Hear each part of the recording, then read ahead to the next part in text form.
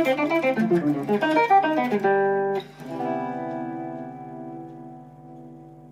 everybody, my name is Jens Larsen.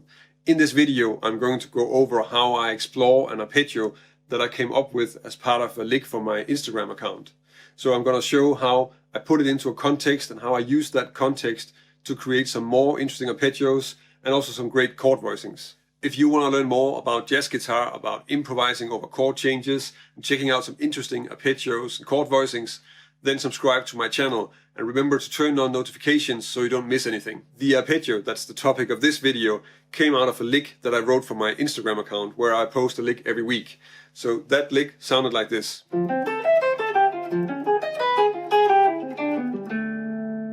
When I came up with this, I think the starting point was really this drop 2 and 4 voicing that I'm using as an arpeggio on the D minor 7. So that would be this arpeggio.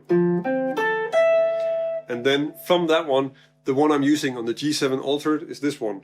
And I think in hindsight, it's probably something that came out of voice leading from this original. So I'm using the F major 7 arpeggio over the D minor 7. And then just to have something that sort of works with that, I'm voice leading that to something on the G7 altered. And I'm doing that by moving this voice up and the two highest voices a half step down, and then I have this one.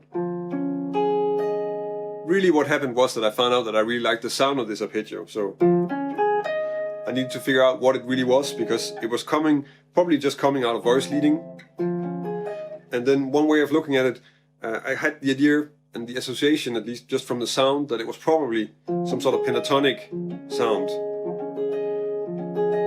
And also if you look at the construction of it, one way of sort of splitting it up would be to think of it as being a D flat major triad in a spread voicing. So first inversion D flat major spread voicing with an added 9, so an E flat here. So if I put that in one octave, then I actually have this Coltrane pattern.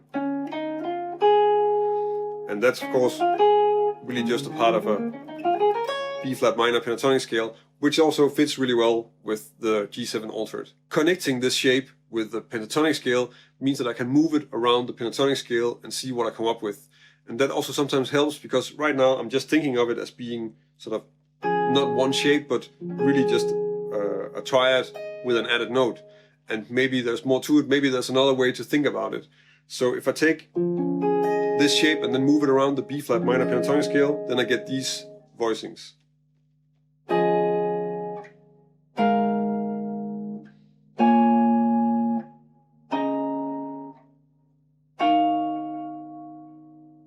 When I'm moving this around the pentatonic scale, then there are two things that I'm discovering.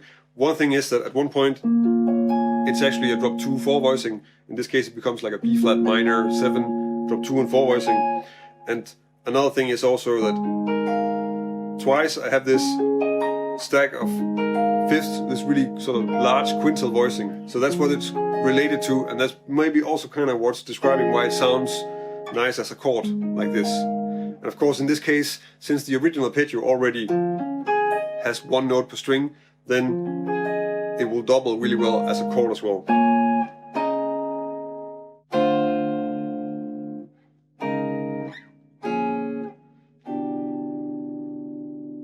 In this example, I'm taking some of the shapes that I found when I start moving this structure around the pentatonic scale and then using them as voicings for a G7 altered in a 2-5-1. So first just a D minor, really straight ahead D minor, drop 2 and 4, and then two voicings that I just came up with. This quintal structure and then this drop 2 and 4 B flat minor 7 voicing, and then I'm resolving that to this E minor voicing that's then doubling for a C major 7.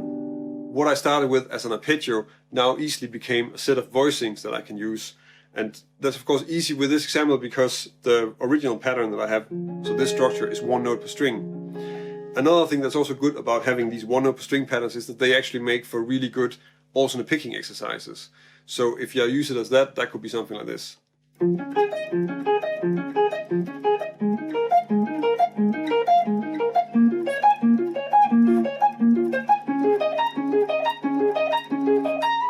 The next important step in trying to get these arpeggios into your playing is of course to start making some lines with it.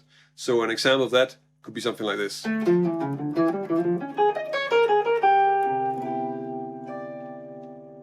Here I'm using the original arpeggio in another line, so I'm just starting with a really basic D minor line, just based around the D minor triad really, and then encircling the F, and then on the G7 altered, I start on the F and then play the arpeggio, so, and then just add a small pentatonic fragment, which actually works as like sharp 9 and flat 9 on the G7. And then resolve that to the 5th of C major 7.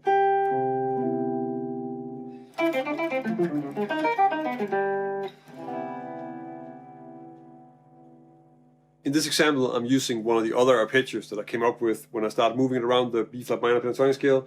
So I'm using this 4-note quintuple arpeggio, so all 5th intervals, and I'm starting with just playing a D minor 9 arpeggio first. This scale run, and then down the arpeggio, and then the quintuple arpeggio,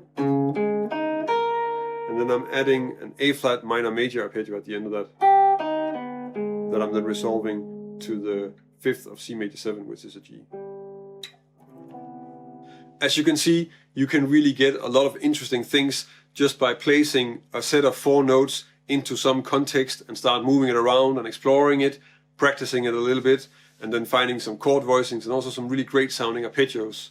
I could do the same thing as I did with the pentatonic scale by placing this set of notes in a melodic minor scale and really think of it as being a part of the altered scale, and then I would get a completely different set of arpeggios and voicings. So if that's something you would like to see a video on, then leave a comment on this video.